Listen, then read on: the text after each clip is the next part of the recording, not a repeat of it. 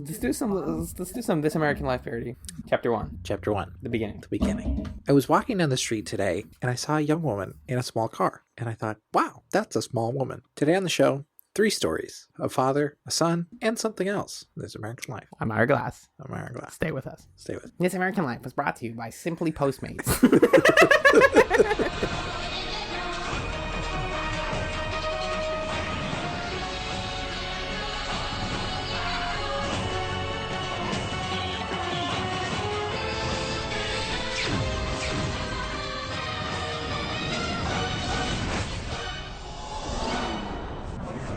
Hello, and welcome to ScapeChatz, episode 39. I'm Alan, and every time we meet someone nice, my co-host Magellan scares them away. This week, we watched Season 4, Episode 6, Natural Election, and Episode 7, Don Quixote. Natural Election was written by Sophie C. Hopkins, directed by Ian Watson, and it aired July 19th, 2002 in the United States. Man, this episode! Holy cripness! That's Yeah. kind of weird. Yeah. I liked it a lot. Yeah, of all the episodes where Moya is invaded by some kind of bug, plant, or other contagion, it's definitely my favorite. It's so... I think it is exactly what a good Farscape episode should shoot to be. Except, like, I think Farscape can do even better than this, though. Like, I will never... Good, irrelevant episode of Farscape. Like a good middle episode. Yeah. Because it's not... Like, the best ones are the ones that we talk about where it's like, this made me think about space and communication and travel in a way that I haven't before. Mm-hmm. This episode's like, this is just pure good. Like, the way that, like, TV writing is like, this is a good, solid-ass script. Yeah. I mean, like, because Hopkins, I don't think, has written a Farscape episode before. Is that true? I think it's her only one. Yeah. So, she has, like, a different style than a lot of them have. Like, she's not trying to do anything weird. Because the episode is as simple as Moya is, like, invaded by a plant. Dargo tries to shoot it, and that messes with the ship, and then they fix it. Mm-hmm. Right? That's essentially the gist of it. Yeah, that's the whole deal. And they use that simple premise to give every single character an opportunity to flourish and have conversations and learn about each other. And some secrets are revealed, and it's really dynamic because of that. It was all... I loved the writing. I was surprised by how much I liked the writing on this episode. A lot like Love is a Many Splendored Thing. But in the case of that episode, it was like boisterous and funny in a way that I didn't expect. And this one, it was so zeroed in on building relationships in ways that other Farscape episodes sometimes forget. Because the cross crew relationships are so rewarding when you see them play out, but they're sometimes forgotten or not given the space to happen because we're focusing on other things. But this episode does plenty of that, and I really appreciated it. Because it even starts with, like, Dargo's playing with his weird guitar, and then I wrote, do you think that Dargo knows how to play Wonderwall on his weird instrument? And he's like, oh, I'm tuning it really well, like, I'm doing my best here. And they're like, oh, make it stop. And it's like, the show can be playful and then immediately segue into an episode that is also about pretty much the entire crew finding out that Erin's pregnant. Yep. And at least in part. And the other thing that happened in the cold open that I thought was weird was that Crichton counted in another language. Getting right into it. Translator I guess. It's El Translator Microbes. He's got this new Spanish thing that he does. He did it in this episode. He counted down from 10. Yeah, and it's like, why? I think because isn't it something about, like, Sikozu knows other languages too? Or no, she knows English. But there doesn't seem to be any strategic purpose to counting in Spanish. It's just that John Crichton's weird. Yeah. So they understand it? Do they understand Spanish? I think so. It's a language. That's fair. It's weird to me, though. Yeah. It's like, because again, getting back to the fundamental problem with the translator microbes, which is like, what are they hearing? Are they just hearing everything in their language? I'm guessing... Well, yeah, I think we've settled on the idea that they hear something in the language that it's being spoken in, but then there's a point at which it's translated for them, so they, like, have mental subtitles. So they could probably tell that Crichton is speaking a different language, but they can still tell that he's counting down. Like, everybody seemed to be reacting as if they understood that it was a countdown. That's the important part of that moment, is like, it's like, why is it? That's weird. Yeah. Crichton's weird, is what we're getting at. Crichton's weird. And then the cold open ends with one of the, like, most chilling lines of the show, which is what happened to the stars. You're like, whoa. It was chilling, and then Rigel shouted it a second time. Yeah. I was chilling once, and you're like, This episode had a lot of moments like that. Like every time it cut to commercial, there was a thing that was really chilling, and then it went a step too far. Yeah. It's like the pilot screaming and puking up his own guts. Oh yeah, part or whatever. The jump scare. It's like that was not necessary. The visual of the jump scare that we're referring to is great, but then the like noises and like the fall off. I mean, because he's puked before. Didn't they say like the puke is nice or something? Like Stark got puked on. Yeah, at some point previously in the show, pilot has puked on someone else before. Mm-hmm. His puke is interesting. Whatever. That part though was supposed to be scary and was less scary, like you said, because they dragged it. But why does he say what happened to the stars though? That was a weird thing. Because the sky goes dark. The plant like blocks everything. Oh, like it's covering the windows and stuff, so like they can't like see. I think it's blocking Moya's ability to see. Maybe. Oh, spooky. I think the windows aren't windows. I think they're like Moya's hull, but she's somehow projecting an image of outside onto them. I think that's what happened. Well, because didn't they say in Crichton Kicks that like it's like a hole? Or I guess that was on the other ship, but like it's like there's an invisible membrane covering all of the windows, and they're not really windows. It's just like you could put your hand through it and stick your hand outside. You know what I'm talking about? When he like lets the creepy dog go outside by like breaking the window in Crichton Kicks. Oh. But that was a different ship, so I might be full of beans. Oh, beans. Oh, beans. Yeah, I don't know. I'm not sure how Moya works. These are the things we think about, folks. Yeah. The pilot puking thing just made me think of the fact that pilot almost verbatim in this episode did our pilot. Yes, joke. he totally did. Almost 100% verbatim. Oh, can we find that? Yeah, I can find it. He was like, if Moya can't be seen anymore, she will cease to exist. I'm like, wait, pilot. That, and speaking of I'm just going to talk about this for a sec. Speaking of lines that felt like they somehow reached into the future and knew what we would latch onto with ScapeChatz, Dargo, at one point, after shooting the plant off of Moya, he turns to John tenderly and says, John, I'm going to put into words something I've never said before. I love, and I was like, my heart, no joke, my heart skipped a beat. Like, we goof here. I was like so happy. And he goes, I love shooting things. I'm like, no, you can't do that to me. That's so cruel. That's the meanest time to think this show has ever done. Like, holy crap, just tell him you love him. I know you do, John Dargo. Oh, I love shooting, which is true. And I get that. But just kiss him. Just give him a quick one. And yeah, the whole like Dargo in that moment is super happy that he blew up the thing. He's like, yeah, I love guns. Great work. We did it. I love Lola and all my stuff. And then like as soon as it's a problem, he's like, this is my fault. This is my burden. I need to take the trouble for this. I need to sacrifice my life. And you're like, damn it, Dargo. You know, he switches a lot. He plays a lot of different moods in this episode. Anthony Simcoe this week in general, though, really crushing it in terms of like... Yeah, I thought Dargo was written in a fun way. Yeah. Kind of a different way. It's sort of more jocular, that totally, especially. More of the vibe of like a Jane from Firefly kind of thing. Like the character who takes joy in breaking things, at least in that moment of liking to shoot things. And then the guitar part was fun too. So I'm just having fun. I'm hanging out. Except he's not a trash boy like Adam Baldwin. Oh shit! I said it. Did you find the line? It's not in the transcript. That's unacceptable. Wait, what? How? Maybe just on the set they were like, guys, pilot, he hasn't said the line that he needs to say. But he definitely did say it, right? Yeah, people know what we're talking about. Moya will cease to exist. Yeah. It will expire or something. Mm-hmm. Yes, I love. That's okay, because that line he is like built up to it, kind of like, I don't really want to say this, in a way where it was almost as if this was a sitcom, people would be like, hey, he did his line. And then cut to commercial, like, did. Yeah. Scorpius, I was a fan of. Just in general, him being around, I really like. He's crazy, except even spookier. But like smarter. Yes. Mm-hmm. And more obliquely, like, not a good, like, he's not maybe a good guy. You're like, kind of like, But he like figures out how to kill the plant. Yeah. Because it doesn't it's like his cooling rods. Liquid, yeah. I love how mean they are with his cooling rods. Like I think it was maybe in like the previous episode or something, in What Was Lost, when Rigel gets on the ship and he's like, "Oh, cool, are these yours?" Smash, smash, smash, and it's like, that's my thing to live, you dick.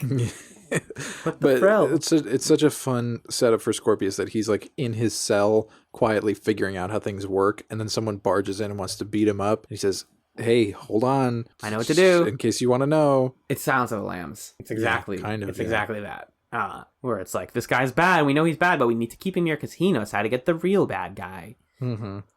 Who's not a guy, it's Greyza. But in this case, it's an evil plant. Or it's it's not even evil. It's just kind of a viral plant, I guess. And also Sikozu's like first instinct when things go bad is to see if Scorpius is all right. Yeah.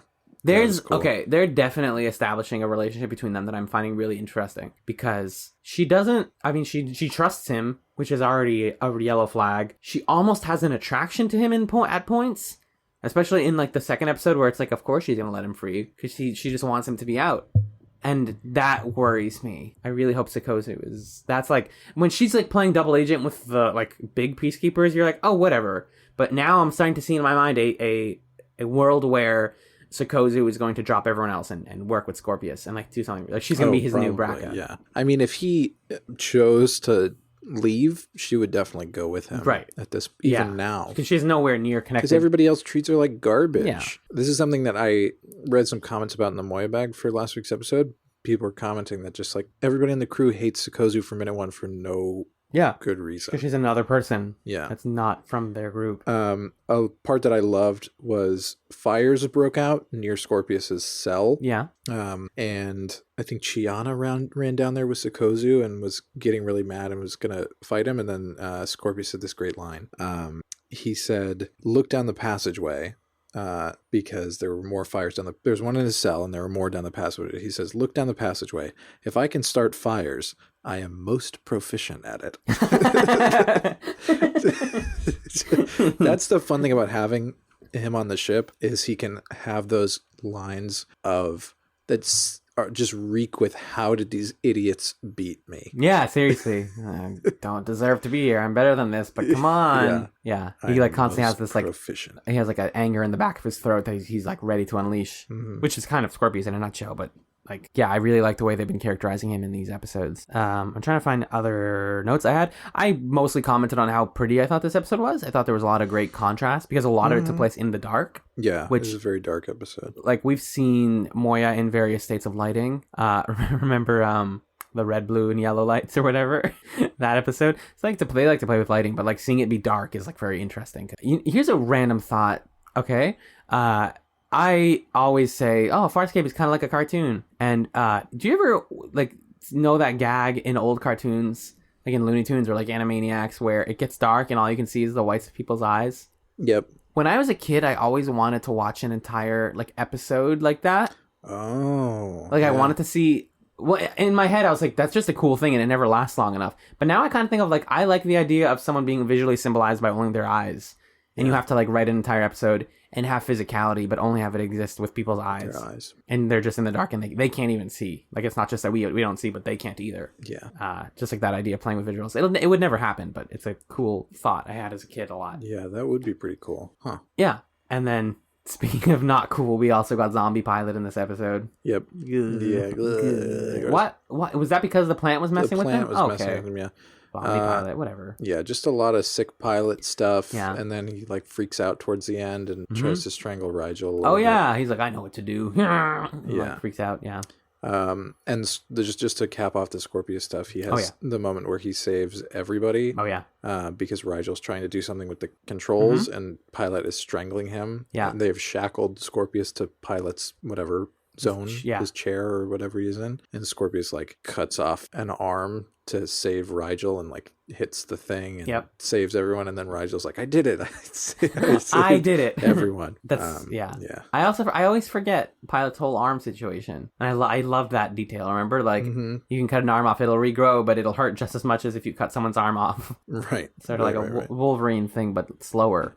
And then there was a Sikozu and Naranti were talking at one point. Oh, because they were having like a science conversation. Yeah, I loved their interactions too, because the thing that I'm liking about Sikozu, there's still a lot of uncertainty around her character, but the thing that I like is something that I think John said a line that crystallized it for me. Let me see if I can find it. I can't find it at the moment, but he said something along the lines of like, she's too smart. Yeah. Yeah. That was this episode, right? I think so. Yeah. And that's what makes Sikozu different from everybody else. She just knows stuff immediately, and you're like, oh. She knows stuff, but she's also observing this crew from a level of detachment that other people aren't at. Like, I think that's why she and Scorpius get along, is because they have a sort of broader understanding of what's going on and what does and does not make sense. Yeah, and it makes her an interesting addition. And that's why her whole thing with Naranti is cool, because Naranti is detached, but like doesn't care about anything. Like, she's just there for the ride and is like, I don't know, we're going to make a weird tea out of this like potion. And then Sakozu's like, we need to make this to save the ship. She's like, but if you mix it with this and this, it'll make a tasty soup. And their whole like back and forth, just like they're such opposites, even though were introduced around the same time. Like, Sakozu has plans in her head, and Naranti is the equivalent of an old lady stoner. She's just like, I don't know, fucking that's pretty whatever. accurate. But Sakozu is actually like taking care of her at times and consoling her. So there's a she's not purely mean to her like a lot of the other people are. Which, Sakozu's like a good person, kind of.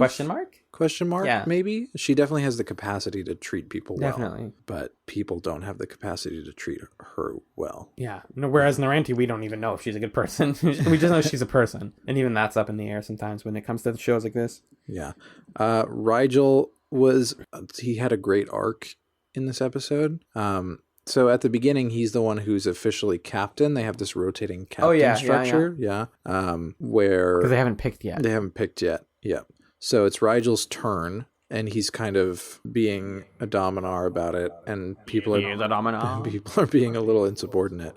But then he takes on a lot of guilt and kind of blames himself as the reason that this thing happened. Right. Because he was the captain at the time. That's the thing about responsibility. As soon as you have it, you realize the weight of your actions. Like, I think in terms of, like, if you wanted to make this crew a better group of people, if you gave Rigel more responsibility that would, like, consistently, then he would improve and be more caring. Yeah. And so Dargo and Rigel have a wonderful exchange towards the end of the episode that I'm just going to read out here. Go for it.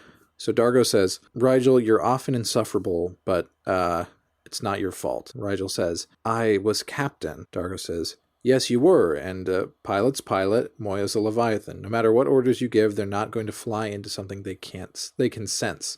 Rigel says, but this plant, this fungus, it didn't register. Still, I was in charge.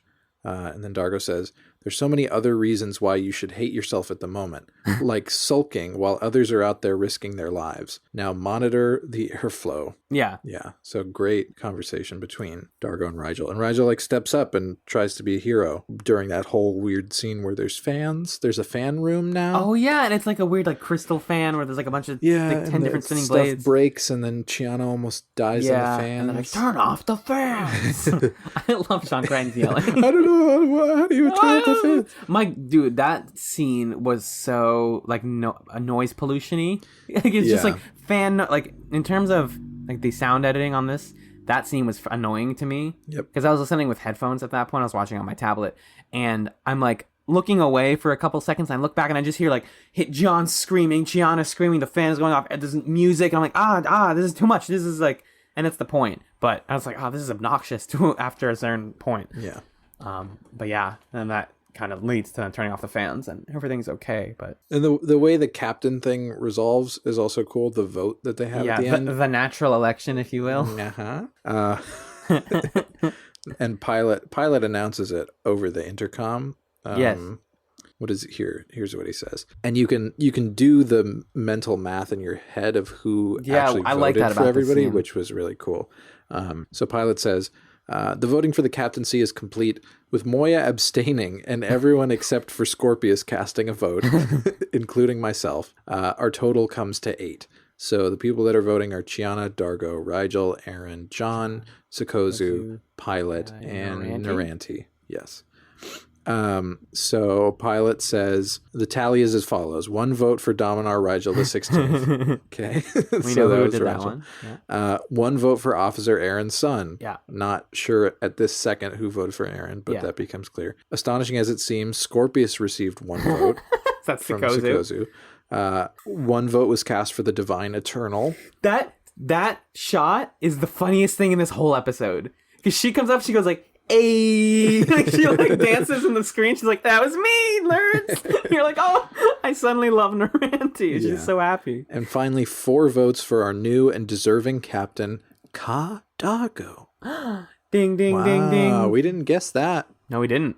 Dargo's the captain. I was like, it's either Aaron or John. We were like, it's Aaron or John. Who else is it going to be? But it's Dargo. That's kind of cool. Yeah. Yeah, so that means Dargo voted for Aaron. Yep. And then Chiana, John, Aaron, and Pilot all voted for Dargo. Yeah. And that's it, because I feel like Pilot and Dargo don't interact very often. Right, exactly. Or at least not that we see. That's fascinating to me. Or I guess it means that Dargo voted for himself and Pilot voted for Aaron.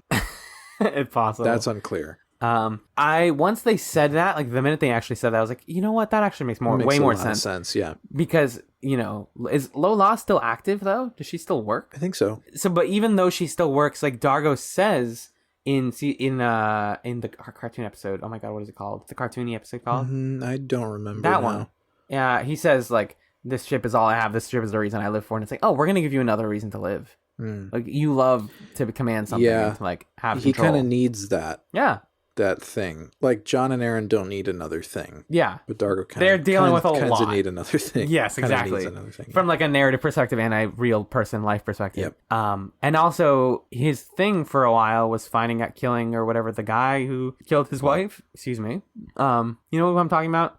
Where it was like, oh, he found Macton. Yes.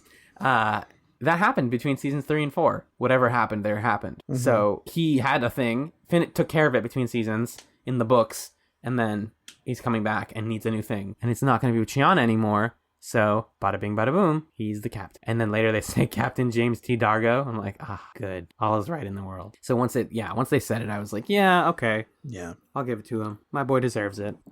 Speaking of God Dargo, this is the most recent recording thing that we've done since it happened. Or did you point out the tweet in the Moyabag? In the Moyabag. You did? Okay, great. Anthony Simcoe, if you ever would like to be on our podcast, also please contact us.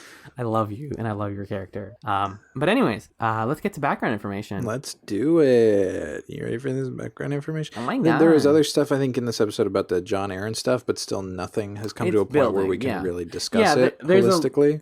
There's a line at the end where he's like, they have that conversation of like, oh, we need to be on the same page here. Yeah. What's your story? Because the other thing that happens in this episode is everyone else is finding out that Aaron's pregnant. Like Chiana finds out. Right. That's something we overlooked. So Aaron and Chiana have that conversation where it's kind of girl talk, failing the Bechdel test sort of thing. Yeah. And accurate. Aaron's like, can you keep my secret? This annoyed me. This was very annoying, this development. Aaron having the secret that it might not be John's kid. And it's like, oh, the other John. No, it might not even be John Crichton at all. The only reason that she says that is because her gestation can last 9 cycles or 7 cycles. 7 cycles. So the episode wants us to believe that Aaron had sex with somebody else. And then it's like, what? We know she didn't have sex with Crace. Right. We just know that that's not. I don't think we're supposed to think it's Crace. They never say that.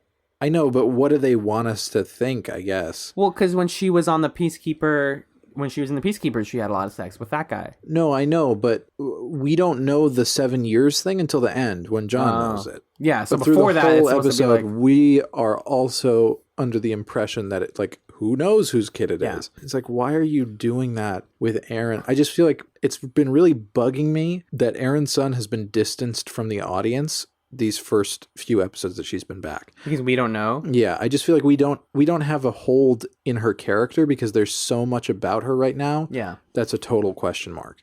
Exactly. And they're keeping it obscured for reasons. Question mark? Whatever those reasons are. So anyway, Aaron and Chiana talk. And Aaron's like, Chiana, you got to keep my secret about the whole it might not be John's kid thing, and also I'm pregnant. Chiana goes and tells Dargo. I don't know why though. Because she trusts Dargo, I guess. But like, what prompts her to tell him? Just a typical TV show. I have a secret. I got to tell somebody my secret right away thing. I don't think it's anything more complex than that. And then Dargo says, "Well, I got to tell John because he's my bro. He's more than bros. I'm in love with John. I love him more than you. I tried to say I love him earlier, and I chickened out. Thank you, John. That's canon." Yeah. But and then she's like, no, please don't tell John. He's like, okay, maybe I won't. It's kind of like that episode of That 70s Show where Donna says, I love you, and Eric says, I love pie. It's like that, but Dargo's version. Exactly. And then he's like, gonna tell John. Does he tell John? Yeah. Well, because Chiana also says, Rigel told me. She doesn't say Aaron told me. No, Dargo says Rigel told me. Oh, you're right. And then he tells John, this is totally a game of telephone. Yep. That's the whole point. And then John's like, yeah, I thought All so. right. Yeah, I thought she knew. But his problem is, why didn't she tell him? Like, why weren't we... Exactly. Why did I have to find this out through other people? Yeah. And I get that. That's very, like, I can empathize with that. Yeah. And so they have that conversation at the end where he's like, get your story upset. straight. Yeah. And come back to me with a straight story. Because she says, like, what do I have to do? Right? Yeah, basically. What do I have to do to get this to work? And I think they got to it in Don Quixote, but it's really as simple as this is how these plots should end, which is it doesn't matter whose kid it is. You're the dad. The actual biological dad shouldn't matter because you're going to raise him with me. You get all of the responsibilities of dad, and I love you. What does not matter who it was with. I will never be with anyone else. Well, she also says in this episode that there's no longer any separation in her mind between the John Crichtons. Yeah. So that's another development, I guess. But again, they're still not back together. There's still a lot of between them. So gotta love that meh. Background info time. Yeah. The fan/scrubber room was created for this episode by Tim Ferrier. It has its own page on the Farscape wiki, the fan/scrubber room. Atmospheric scrubber room. It's in 3 episodes total. What? Was it in the second one? Nope. It's in an episode for next week. Ooh. Yeah. Okay. Oh, yeah. Jim Henson's Creature Shop proposed creating a master plant similar to Audrey 2 from Little Shop of Horrors. That's why he calls the plant Audrey. This episode is the first time Crichton accurately predicts a wormhole's appearance.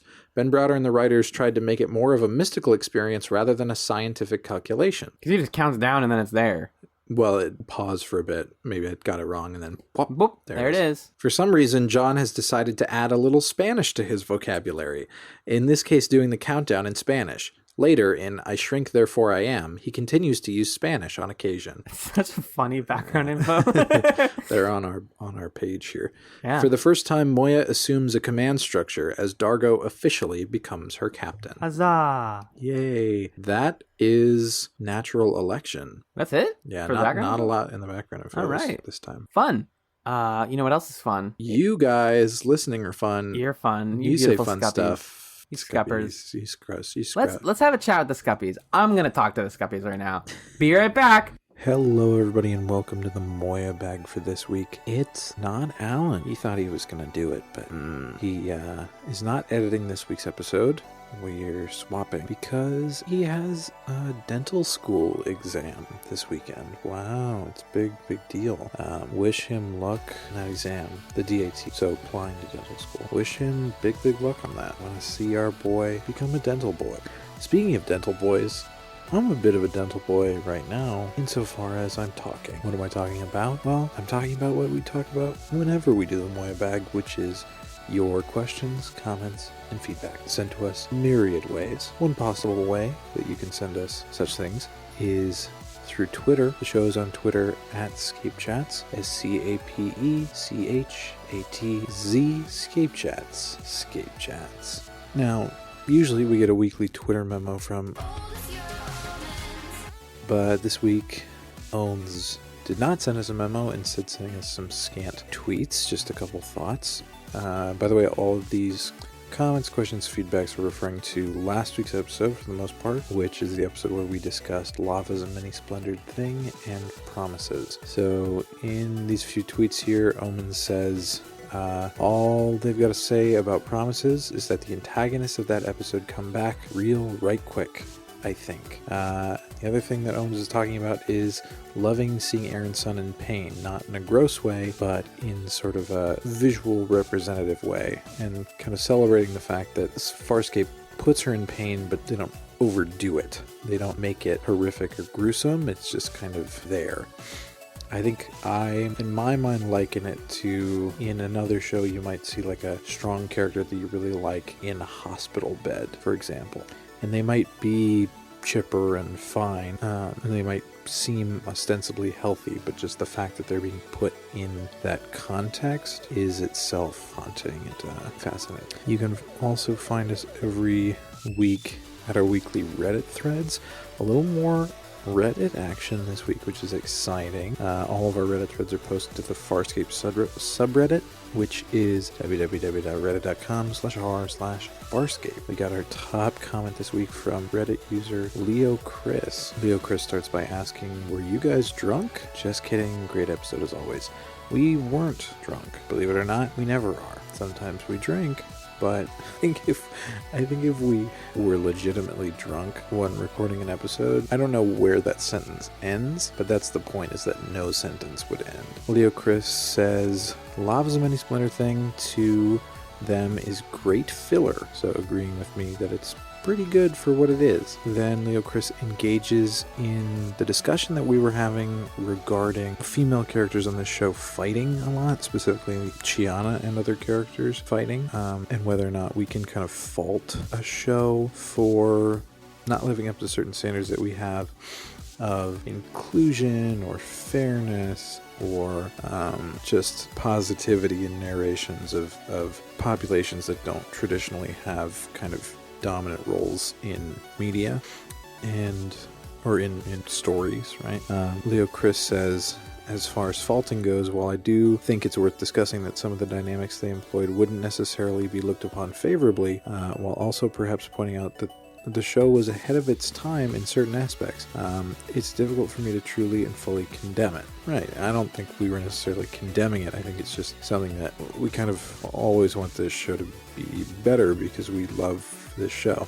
But Leo Chris points out an interesting fact here, which is someone on Tumblr did an analysis of Farscape regarding the Bechdel test, and 87.5% of the series episodes pass the Bechdel test, which is pretty cool. And the link to this Tumblr post is actually pretty interesting. So that the one that Leo Chris provides. So I'm going to put it in the show notes and you can kind of read on about other metrics by which this poster is analyzing Farscape, because it looks like they're analyzing it in terms of inclusiveness and progressivism episode to episode, as well as analyzing how many episodes have a cast that's at least 40% female, 50% female, things like that. So this is actually a really cool post that kind of directly confronts what we're talking about, and it's from Tumblr account called passthebechtel.tumblr.com.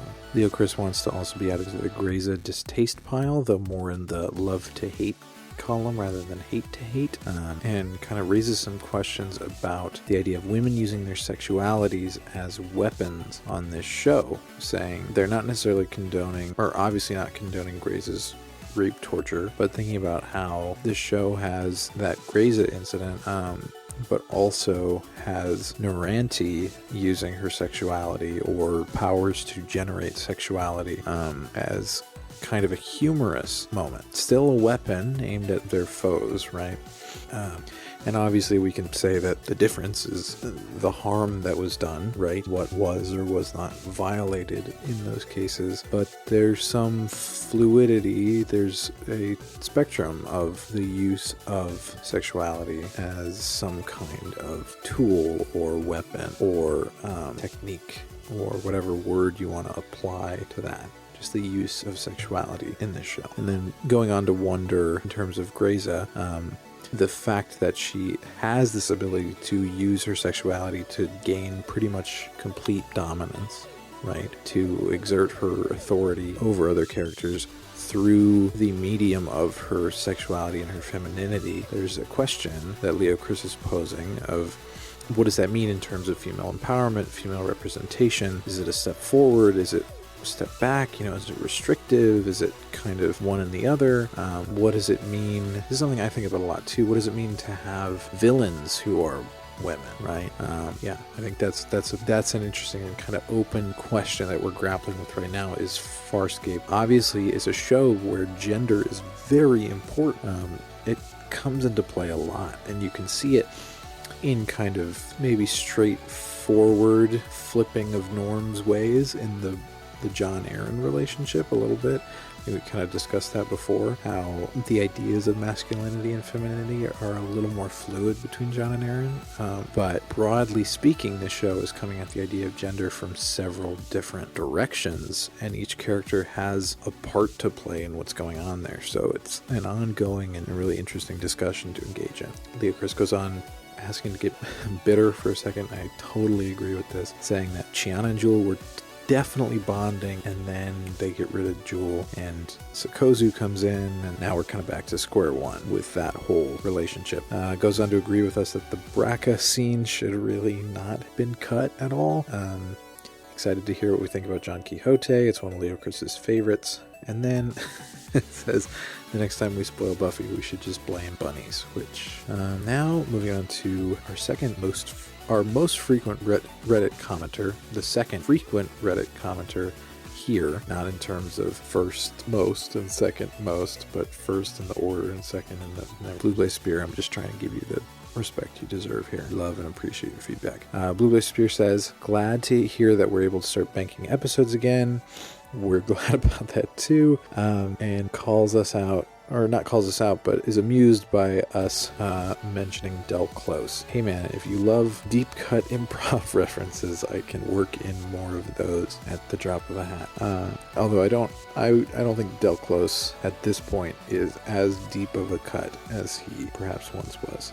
Blue Blaze Spear is also engaging in this conversation about female characters in Farscape, saying that in the initial run of the show, it had a huge female fan base, and there weren't a ton of complaints going on. The fanbase age tended to skew towards over 30 years old, saying, and you don't really see Zan or Aaron act in an objectionable manner, so when Chiana argues with Jewel or Sukozu, I always filed it as an age issue and not a female one. I think there might have been more of an uproar if the more mature characters were acting the same way, but I was a guy in my early 20s at the time of the first airing, so it could be that I just didn't have my eyes open to those issues the same way I might now. I think that's very important to consider. You can't dismiss the age thing, but I think it still comes down to that base assumption that's being made, which is young women fight.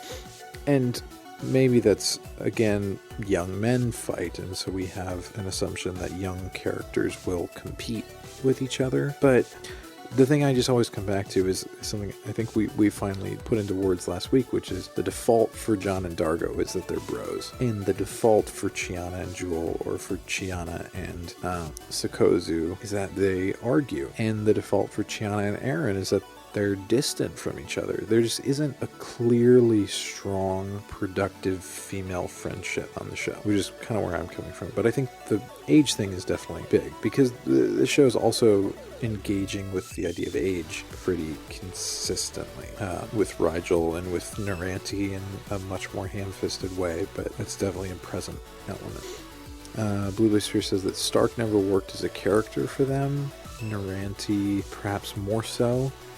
Saying that I think Blue Blaze Spear goes on to say lower in this comment thread that it's all a matter of they, with Naranti, kind of figured out what worked with Stark and then created a new character based on what worked, and sees Sukozu as the same thing with Jewel, seeing what worked with Jewel and making a new character based on what worked, and kind of taking out what didn't work, which is an interesting way to think about it, that Farscape kind of has these set slots, and they're like, we know that the crew needs the chaos character, we know they need the smart lady, we know they need X, Y, and Z. Now it's just a matter of how do we best implement, or how do we best create that character. I don't know that I fully agree with that necessarily, but I think it is a valuable framework to work from, to start thinking about Naranti and Sukozu before they've kind of fully broken away from those comparisons. Blue Blaze Spear talking about Scorpius removing Harvey, that there were a couple motivations to that, one plot-driven and one practical in a real-world sense. Why Harvey should be removed plot-wise is right there in the episode. Harvey tells John he should kill Scorpius. That's true. At that moment, John had in his head an inexhaustible knowledge base for the motivations of Scorpius, one that's no longer bound to serve Scorpius. That's a dangerous rogue variable that you'd think Scorpius would want gone. From a practical sense, Harvey was there as a way to have the Scorpius character be in episodes without putting the real Scorpius there as the bad guy who keeps getting foiled. Now that the real Scorpius is around, we don't need a fake one filling that role anymore. I think I'd already come around to that second idea, but the first one, the idea that John has this knowledge base of how Scorpius works that isn't working for Scorpius, makes a lot of sense as to why Scorpius would remove the neural clone. And then Blue Blaze Spear says, as for Scorpius being on Moya, I'd say the good news is that his characterization never gets betrayed. Okay, I think we kind of just accept it at face value and say our cool friend is here and he's being cool. Blue Blaze Spear was amused by Alan's insinuation that every episode summary could accurately include the line, then they try their crazy plan. Blue Blaze Spear's favorite season 4 episode A Consolation of Doubt is very much a meditative episode that doesn't fuss much with some crazy space plot. But I recall the reaction of this episode being mixed because some people were put off by a lack of A-plot conflict that's addressing our question of if it's possible to have a Farscape episode that just is about character without having an arbitrary weird conflict in the background. And then finally, Blue Blaze Spear says, a lot of people love the episode John Quixote, but it's never really been one that I'm a fan of. I like the wacky eps as much as anyone. This one just didn't do it for me. It had all the bizarre visualizations and weird in John's head shenanigans, but plus it had a nice little surprise at the end. This is one that I could just do without. I'll be curious to hear your reactions, especially considering all the people who wanted to be a part of the episode. Domain 101 joins in on the thread here to back up and say that John Quixote feels kind of like a fan service episode and is also not for them, but appreciates the breadth of styles that Farscape is willing to experiment with. I think that is definitely important and a reason that I love the show as well. Thank you to everyone who commented on the Reddit thread this week. Again, you can find our Reddit threads every week at www.reddit.com/r/Farscape. No emails to talk about this week right now, but you can also email us, ScapeChatz@gmail.com. And now, without further ado, hand you back over to me and to Alan, who's going to claim that he's me. Watch. He doesn't know what happens in the future where we are. Oh yeah, have fun with the episode.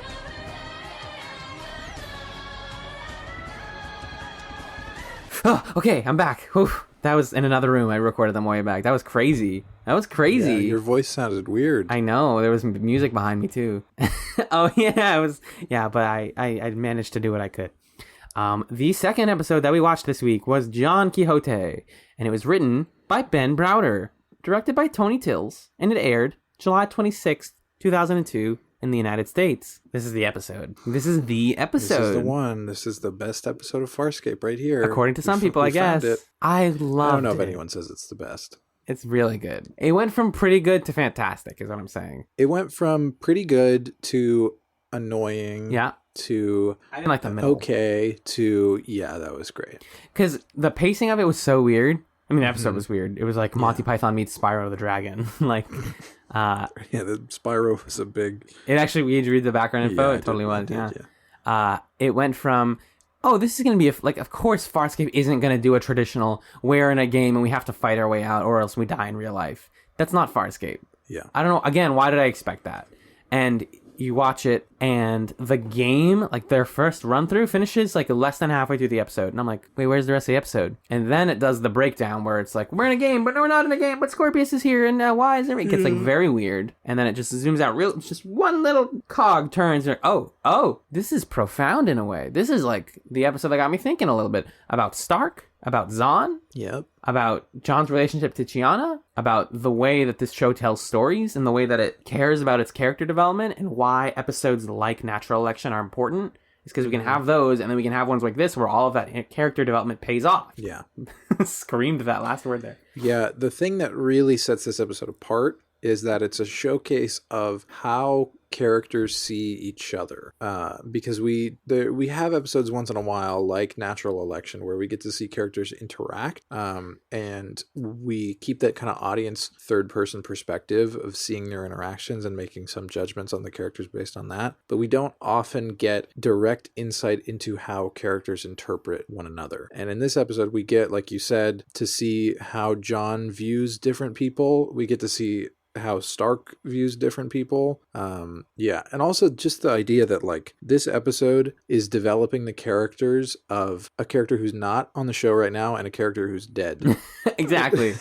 Exactly. And we still care a lot. You're like, oh, it felt like a Zahn episode after a certain point. Like, whoa. Yeah. And then like, it paid off so much of Stark's development. Because a lot of Stark's development, what I realized from this stuff is that it was subtle. It was way more subtle than we were picking up on. Like all of the little occasional hints of like, you know, Stark has a crush on Aaron's son. Like he's like sexually attracted to her, but he really likes Zahn, and he's also the jealous type. Like those three character traits all pay off in the game and in the climax. That's true. I'm choking up. It's good. Where to start though? Because basically, the episode starts really innocuously. Innocuously. The episode inoculated us. Yes, Innoculus is my World of Warcraft alt that I don't use normally. Where it's just John and Shiana, and they're like hanging out in like a technology room. Mm-hmm. And she's like, hey, check out this. She's like, it's porn. She says something like, oh, check out all these buttons. One of them's porn. And you're like, whoa, cool. Oh, great. Well, neat. Hey, Beavis. She's totally Beavising him right there. And he's like, be quiet, Pip, like, blah, blah, blah. And then she's like, no, try it out. And the way that they go into the game is so... Have you seen Existenz, the David Cronenberg film? I have not. Nobody's seen that film except me. It's amazing. I love Existenz. A lot of this, the like mechanism that they go into the game with is reminiscent of that, where it's like, it's a video game, but it's really like this body horror, like goop that they squish into their hand or their body, and then boop, and they're teleported into a game. And they don't even use... This is another smart choice of the show. Like, they don't make the game like this. It was 2002. So visualizations of people going into video games was pretty common, but they didn't choose like the Matrix. They could have very easily been like, it's like computer world and there's like wireframe enemies. And it's like, no, it's Monty Python meets Spyro the Dragon. It's just like a weird fantasy world. And Shiana is in the most... I took a picture of that outfit and wrote gender goals beneath it because it's so like androgynous and like cool in her whole jester outfit. And John is... initially in his peacekeeper outfit, because actually the first part of the game is they're in that like silver boxed room and he sees the PK Tech girl. His name I can't remember even though they say it. Jelena. He's like, is that Jelena? And she's like, no, check it out, it's gonna get weirder. And then Scorpius is like, hey. It's like, no, I don't like this. And then he goes a little further and then they're in fantasy world and they meet Stark, the lord and keeper of the games. And he's like, hey, here's a fun game. And they have a bunch of challenges. The first challenge being... Is it the Zahn challenge, right? I think so. Well, first they go in and first Stark explains to them how they can get out of the game. Either you go through the green door or you kiss the princess. Yeah, I'm going to just read. It's like, it's a rhyme. It's actually a pretty good little scene. Yeah, it's like it's a sonnet. It's written as a sonnet, I think. Yeah. Which for people who don't know is a... Yeah, here it is. Sonnet. Huh? I was going to say for people who don't know, and then I was going to make up the definition of a sonnet, but I don't want to make that joke. I don't know what a sonnet is. Okay, a sonnet is a flightless bird. Good. This is what would have happened. It would have landed this hard through this flat, too. Here's his poem. In farthest space beyond the... I'm going to take that again. Farscape. Go on. In farthest space beyond the knowing charts, the horrid human and his band appear.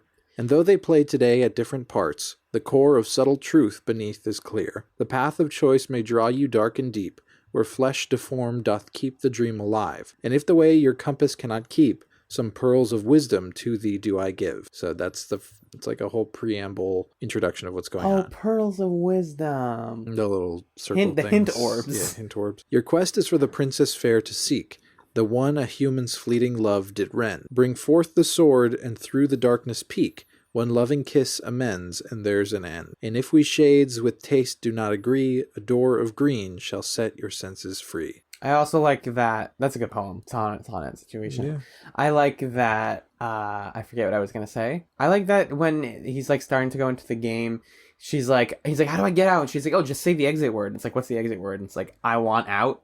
That's the code. Yeah, that's like, a common code. I want out. And then it doesn't work. So dumb. So, okay, I was a little confused. Okay. Was this game made by Stark? Mm-hmm. Yes? Yes. Did Stark leave the game on the ship? There's a question. I didn't get that. I didn't get that whole aspect of it. Well, like where the game came from or who made it. I think that... I didn't even think about that either. I know that he made it because the whole point is that it's like created in his image. It's created based on the way he thinks of people. Yeah, but then there's a question of like why was there so much Earth stuff? You know, ooh. Can I answer this one? No, I'm going to throw this one to Ronnie in the booth. Yes, you can answer this one. Yes, I'm Ronnie. Oh, guys, just want to break in here. Actually, thanks, Ronnie. He says this was composed partly from Stark and partly from the memories of the dead John Crichton. He says exactly that. Okay. That's why there's Earth stuff in there. And that's why it's partly a mixture of John's interpret... Control F dead John Crichton. Don't Google it. That'll give you something weird and probably a spoiler. No, I'm going to read this transcript has an episode summary at the top. Okay. So I'm going to... Go for that. Go for bold, baby. this part of it. It turns out that the game is based on the mind and memories of Stark, who, since leaving the crew, decided to make a little money by selling his neural template to a game maker. Oh. But although the game seems to be about John, ultimately the joke is on Stark. For the game maker, use Stark's desires and bitter regrets as the basic premise of the action, and once John figures that out, it's over. Oh. So it's not even that Stark designed it, it's just that a weird game maker, based the game on Stark. What a weird coincidence. And they just picked up. I think what happened. I think Chiana was flipping through and then found that one. And Stark somehow has some John memories. I swear there was a line about this also has the memories of the dead John Crichton. I remember hearing that line. Yeah. Okay. Here's some dialogue. Yeah. So let's see. So Stark says, "I'm afraid it's not that easy. Could be broken." Chiana says, "Okay, Stark, some questions. Who's the designer of the game?" Yep. Stark says, "You." Chiana says, Yoti. Sorry, he says Yoti. Yes, the game master. Yeah. The guy who made it, yeah. Chiana says, "Neural template." And then Stark says, "Yours truly, and an infusion of the dead John Crichton's memories." There you go. John says, "Excuse me, you sold my memories?" Mm-hmm. Stark says, "You appear to have backdoored into a part of the game that, technically speaking, shouldn't even exist, so you're kind of stuck, I think." And then they talk about other stuff. So, It's like a throwaway thing. I think the idea is it's a mix of both of them. Yeah, that's the concept. It's that simple, but it's mostly Stark. The narrative. If we were to do this in game design terms, it's the narrative skeleton is Stark's, but there's emotional beats and psychological beats that come from John's. Yeah, the way that the princess scene manifests itself is partly John, definitely. But if you really dig into the subtext of this episode, a lot of the weird stuff that's happening totally makes sense as this is how Stark views other people. Yeah. Stark views John as a Quixote type. He is going on a quest that is a waste of it. Foolish. Yeah. And he sees, you could say he sees Chiana as a foolish jester. She just kind of runs around and does nonsense stuff. And he has a lot of weird sexual thoughts about Jewel and Chiana and that witch cage scene. Mm-hmm. Also, he probably doesn't like Dargo because he makes Dargo into a pedophile or a rapist. Nah. Just whatever the equivalent of a guy who eats bean guts is. Yeah. Eats bean guts out of your chest. Yeah. And then that really elucidates Aaron's character, that Stark sees her as this kind of false princess. False idol. Yeah. Yeah. Yeah, totally. And Crace is just a brute. Oh my God. We totally did it. Yeah, that's really cool. Yeah. What a cool idea. Again, symbolism showing us the insides of a character who we haven't seen in a season and a half. Yeah, and his perspective helps to get us back on track in a certain way. It helps us check back in to what are our values, what are our priorities, what do we need to remind ourselves about these characters. I think it's well placed. Yeah, early on in season 4, mm-hmm. because it snaps us into, okay, this is what we're fighting for. This is what we got to know. Yeah, this is where everyone fits into the big puzzle. Mm-hmm. And Zahn, being the first challenge, like I said, is represented initially as a fat dude in the mystery machine. Yep. It says something on the side of it. It's cool drugs, and she's doing sex stuff in the back of the thing. She's doing bouncy noises. Who is? Fat's on. When she's first in the van, she's and they're like, "What's up in there?" And then they open it up and it's Big Zahn. Big Z, if you will. Mm-hmm. Played magnificently by director Rowan Woods. Yeah. And they're like, "Oh, we need to get past you." And then there's John's hurt because he still has a piece of the TV that fell on his head at the beginning of this episode. And they're like, "Oh, I'll give you some milk." And she milks one of her boobies. And they don't call them boobs, they call them something else. And the first one, and then Chiana's like, "No, screw you, that's acid." And then you can tell I just watched this episode because I remember so much of it.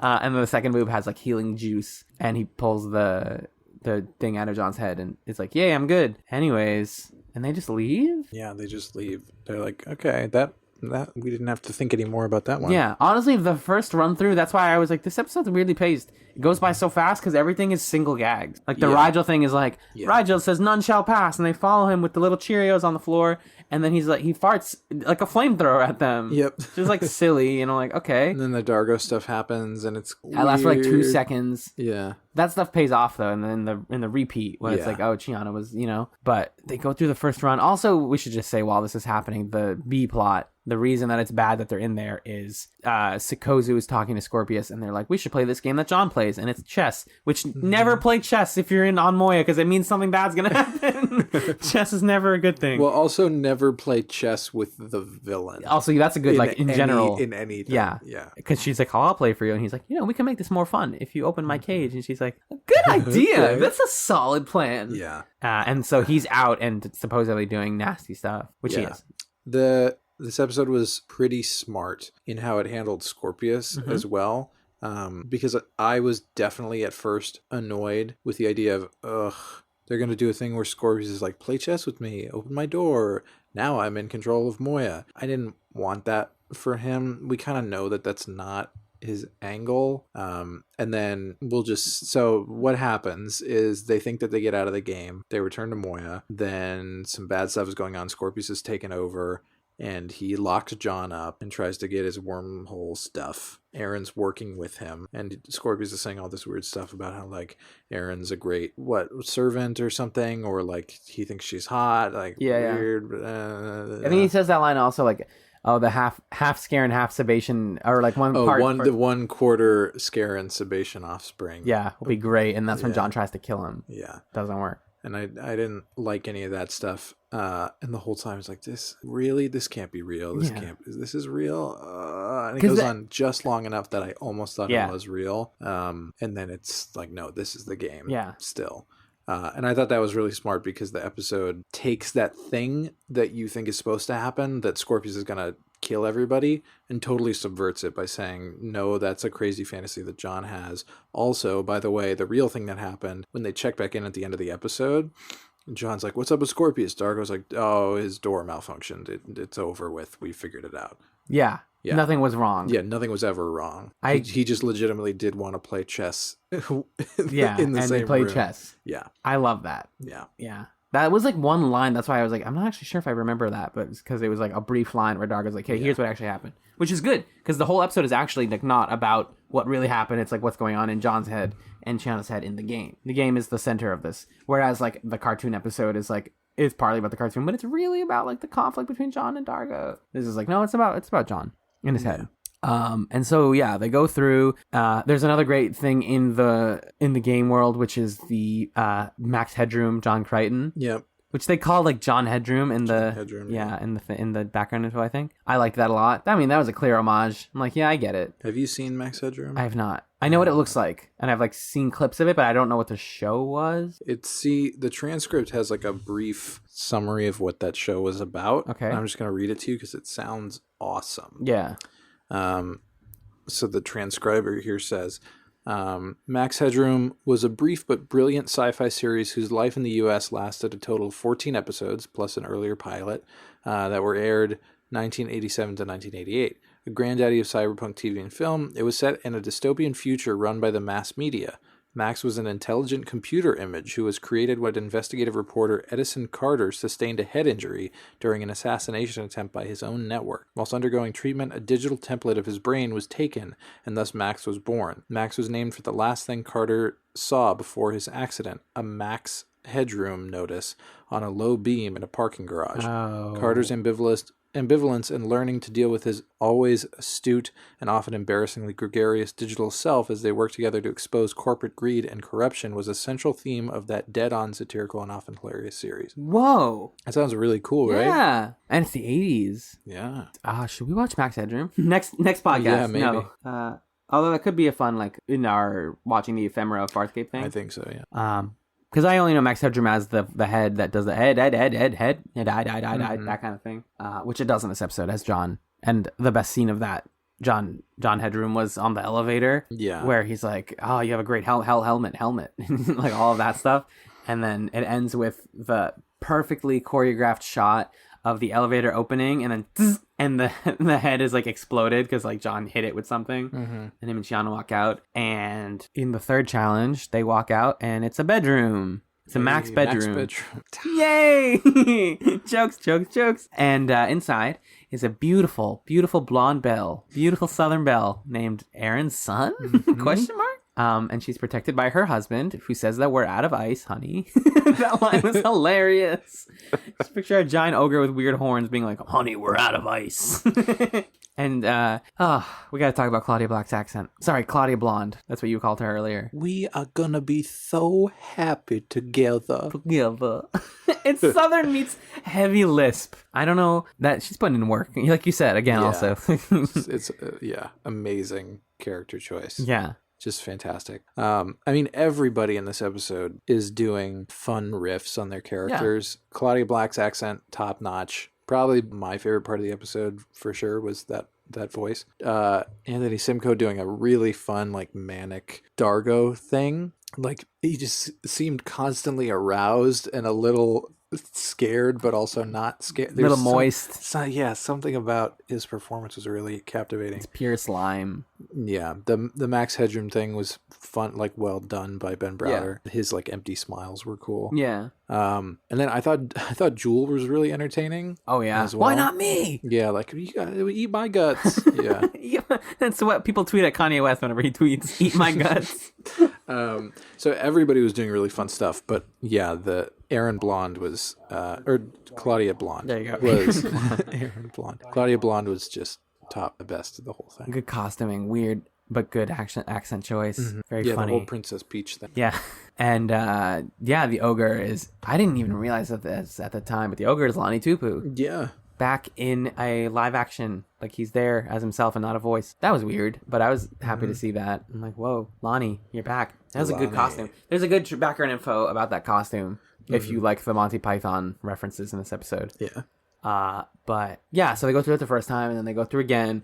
And basically they find out that in each of these challenges, like, we're learning something about Stark. So, like, in the Zahn one, it's like, well, the Zahn one's last, technically. So in the Dargo one, they are like, oh, Chiana, like, how did we get out of this the first time? Because we, like, warped out of it the first time. And then he finds out that the Chiana that's been following him this whole time is not Chiana. Yeah. Like, after the first time he went there, they swapped. And the Chiana that's being, like, is, like, the one with the witch hat and being attacked by disgusting Dargo, Dirty D, if you will, is the real Chiana.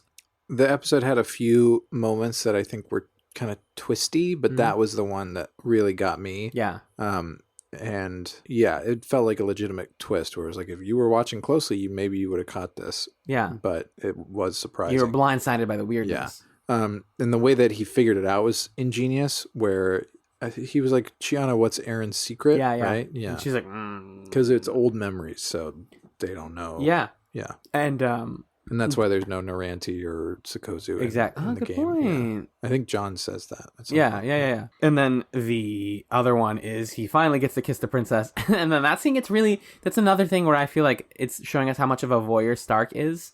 Like, he goes up there and he kisses Aaron's son, and then it doesn't work. And then Stark is like, maybe if you did way more stuff with her and I watched, wouldn't that be cool? I'm like making a joke out of it. That's exactly what he says. Yeah, that's pretty much what he says. And then the ogre is there and he kills the ogre. And he's like, oh, wait, this is not the princess. That's a good twist, man. Yeah, that is a very good twist. It's great. Like, you are supposed to look for, because they use the hint orbs and he just repeats back stuff that they've already heard. Like, up is down, down is up, that whole thing. Mm-hmm. And then they're like, oh, find the princess. You didn't say find this princess. You said find the correct one. Yeah. And so he goes back and he goes, oh, he jumps off to restart the game, which is a cool shot where John jumps off of the game. Restarts, goes straight to the van and sees Zahn and realizes, hey, wait a minute, there's something under there. And then, like, cuts her or something. Yep. Yeah, and then whoosh, like a cartoon painting being ripped. It turns out the real beautiful Zahn in there with a larger forehead. Why did Zahn have a different forehead? She was wearing a bald cap. Because they say, did they have to shave her hair originally when she was on the show? Is that what it was? Yep. Oh, so this time it was just a bald cap? Mm-hmm. Oh, that makes perfect sense. Yeah. Cool. So it was actually Virginia Hay was back then. Yeah, it was her. That was nice to see her. It was really her. Yeah. Well, because, in Rowan Woods, I was like, that is really good makeup, but you're not. Don't play with me like this. Yeah. That's not Virginia Hay in a fat suit, but when they open it up, it's really her inside. She's like, oh, John, I missed you. And then Stark's like, no, don't touch my princess. And then he kisses the princess and actually gets to leave. And it's all Stark trying to externalize inner demons. Yeah, Zahn has a great line. Go for it, man. Go right for it. Well, I'm just going to read her exchange. Yep. So, first of all, John says, your world, your princess. And then he's like, I got it. He runs away and goes to find Zahn. He frees her from inside Rowan Woods. She says, "Be silent, Stark. Is that really you, John Crichton?" John says, "I think, yeah. And you're Zan," she says, "for all that matters. This Stark wishes to keep you here. He blames you." And Stark's like, "No! He believes I died for the love of you." And then John says, "A lot of people have died because of..." "What is it that you wish of me, John Crichton? A kiss? Have you wasted my death and the deaths of so many others?" And John says, "I don't know." And they kiss, and then the game ends. But it really makes you think that's why it starts with Jelena also. Oh, people that have... Because she died for the love of John Crichton as well. So there's kind of that thematic link between Jelena and Zan. That's the dead John's part of the memories in this game. Yeah, I think so. I think it might... I mean, there's no real intent that we can draw because, like, Stark didn't make this game. Yeah. It's just his memories. But there might be some relationship in Stark's mind where he's like, oh, John, so many people have died for John Crichton's sake, such as Jelena, such as Zan. Yeah, technically Aaron. Aaron, yep, more than once. Yeah. So here's a question. What would the game of your head be? What would be the game that if they were to make a game out of your memories? What would be some things without getting too into your own, inner demons, obviously? That's a good question. I mean, I'm thinking mostly of what it would look like, like what would be the aesthetic of it, because this whole carnival thing is kind of cool. I'm obviously that's coming from John because Stark wouldn't know that. But it kind of lines up with how John thinks of Stark maybe as like a traditional Renaissance kind of man character. I don't know, man. I think there'd be like some stuff from City of Heroes in there. Like real deep down? Yeah, the classic superhero MMO. Yeah. I think superhero stuff would play a lot into it. Like a dark superhero story? Yeah, and maybe some robots. Yeah. That'd be robots. I have been having a lot of weird dreams lately. Like I haven't been sleeping well, and I keep thinking about like what would, if you were to like amalgamate, because I keep a dream journal. And it's like, what would happen if I would amalgamate all of my dreams and all of the stuff that on a consistent basis internalizes in my head and like messes with my head and is the reason that I have problems. If I put all of that into a game, what would that look like? And like there's a difference between saying like what does your stereotypical dream look like, and more I'm asking what does your game look like, because the game suggests that there's an objective and there's a beginning and a middle and an end, or there's a space to explore at the very least. Right. Not all games need to have endings, but like a challenge to overcome. Like, what's your dragon? What's your what's the German word for Bildungsroman? Oh, Bildungsroman. That's the one. Bildungsroman. You're right. You got it right. Yeah. Like, what would that look like for you? Mine would have a lot of people speaking a lot of different languages, definitely. Because there's like a lot of different voices that come into my head from different parts of my life, and then just a lot of like trying to. It would definitely be very subversive because it'd be a lot of people like trying to be in a group and not understanding how group dynamics work. Being like, oh, I need like a monk and a mage and a wizard and whatever, but like they don't want to work together and they all have things to do. And they just like, if they just worked together, that would be great. Yeah, I think there would be a lot of like, I think there'd be school buildings in there and some idea of part of the mission of the game is like you're being led down weird paths and you think that you're supposed to go this way and then you don't go. Kind of a similar idea in Don Quixote where like, I don't know, he thinks that he's supposed to go for this one person, but he has to go for the other. Yeah. So that kind of like uncertainty of where to go and what you're supposed to be doing, I think would be a big part of it. I don't know. That's a good question. Yeah. Yeah. Definitely the episode asks you to at least consider it because it's like, oh, this is a cool idea. Like they could probably do like a game episode for everyone. Yeah, and also asks you to consider if you were a character in somebody else's game, how would that get twisted? Like, what would you look like? What would your weird version of you be in there? Like what would I be in Magellan's Because John would never think that he's Don Quixote. Yeah. But that's Stark's version of him, yeah. He's the hopeless adventurer. I didn't pick up on that until I said it out loud, and then I realized that the Don Quixote thing makes perfect sense from Stark's perspective. It's a mind-bending episode, and it's really weird, but it's very funny. Like, there's definitely parts I laughed out loud.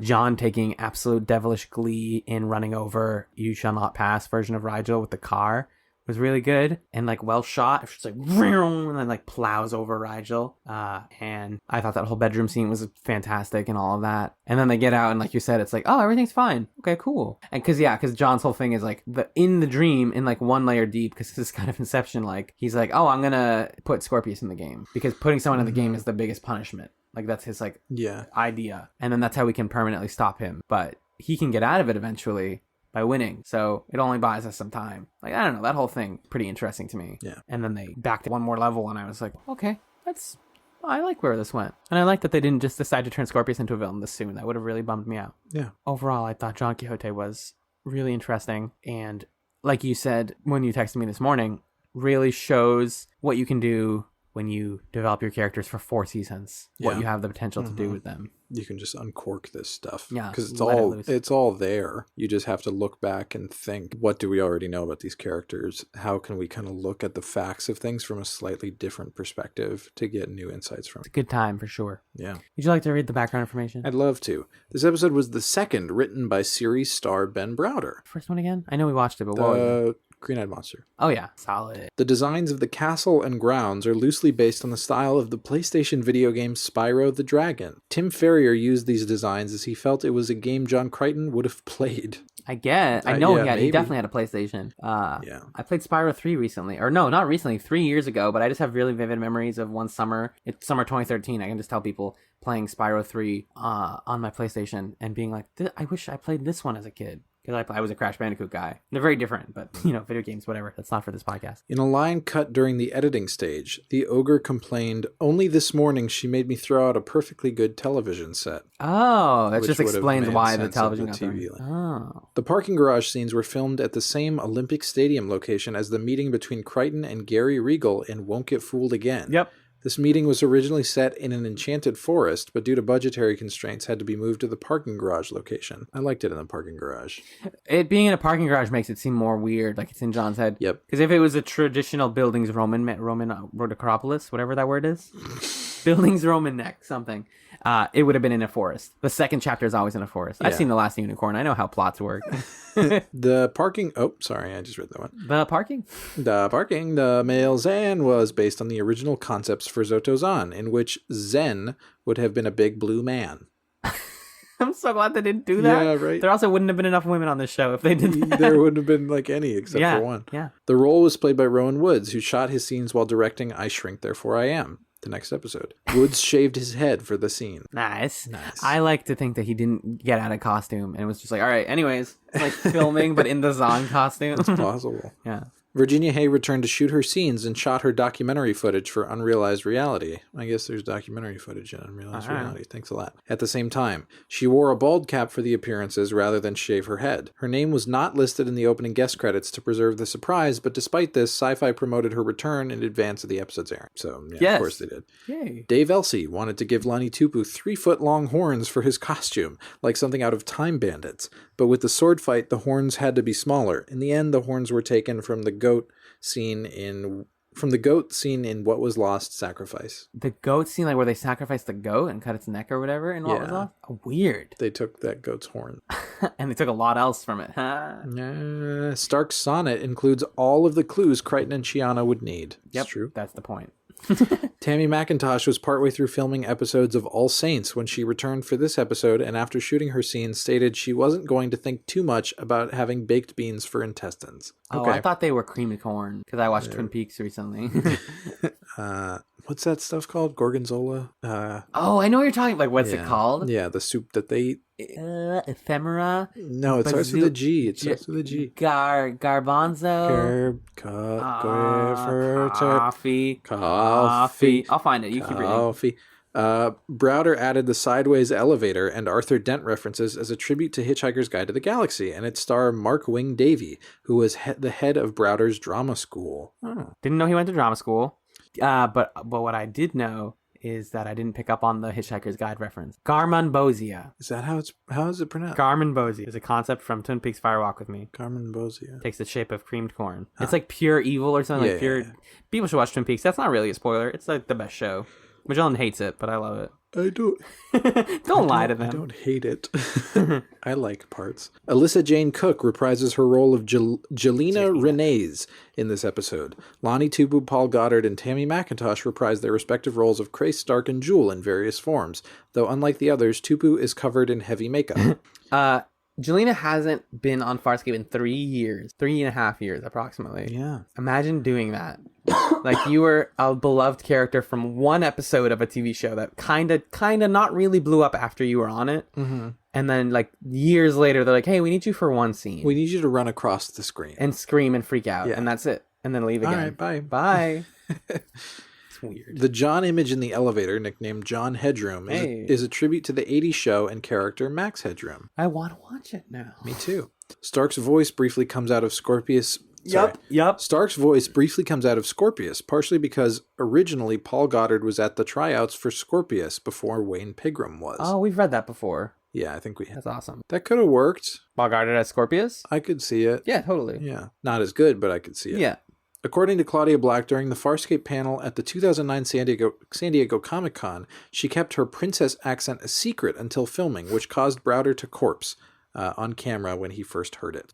That must have been amazing. That's cute. To be there. Corpse, for people who don't know, is when you laugh during filming and you're not supposed to. Whoopsie, bad boy. Break. Yep. That's it for the background info. Wow. I know. Whoa! I miss our soundboard. We still have it. It's not gone. It's not gone. What is gone is this episode of ScapeChatz. Hey!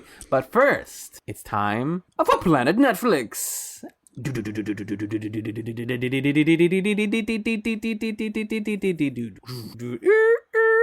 That's us reversing the ship backwards. And Planet Netflix, it's the segment where we read the Netflix summaries of the next 2 episodes that we're going to watch on Farscape. Here we go. On ScapeChatz. That's the show we watch. We do. Yeah, I got them for you. Don't you worry. The first episode that we're watching is Season 4, Episode 8, I Shrink, Therefore I Am. The crew is captured, except for Crichton and Naranti. The intruders imprison them in their torsos. If Crichton harms them, they'll injure his friends. Okay. What? So you've seen this one? Let's just pull the curtain back a little bit. Yeah, because we're about to record that episode of ScapeChatz. What? Just one word. That's good. It's, there's elements to it. Okay. That I feel different ways about. I started and I didn't know what was going on, so I'm going to restart it. Then we're watching Season 4, Episode 9, A Prefect Murder. The Moya crew lands on a planet divided by clan warfare. After experiencing hallucinations, Aaron is coerced into assassinating a clan leader. Wait a minute. It's going to be like a weird... No, this isn't going to be related to that thing, but cool. I love when they do like social commentary, like what's the Weird Planet episodes. I miss those. So we're getting one of those next week. Yeah. Yay. Is that one good? You've seen that one as well? I feel very similarly about both episodes. Interesting. They're both odd. I love odd. Very odd. If Farscape stays odd, keep Farscape weird. That's the hashtag of the day, kids. All right, great. Let's do some housekeeping. Whoosh, whoosh, whoosh, whoosh. That's me dusting the floor. You can email ScapeChatz at scapechatz@gmail.com. You can also tweet at why am I a robot? Why am I like a weird robot? You can tweet at ScapeChatz. At ScapeChatz. Please do that. It's great. We love it. You'll get in the Moyabag if you message us. We also have a Reddit thread every single week, hopefully, at reddit.com/r/Farscape, where we have a bunch of cute, beautiful regulars that talk to us about the show. And you can find me on Twitter at Alan Ibrahim, spelled ALLENIBRAHIM. Majan, what about you? You can find me on Twitter at JustAFluke. That's JUSTAPFLUKE. Hot, sticky, wet, and tight. Those are the words that I would use to describe our podcast. But John rolled his eyes at one. No, I looked up pensively. I guess we are pretty tight. I do feel sticky today. And we have a cold open. Yes, thank you for listening to ScapeChatz, Finding Our Way Home.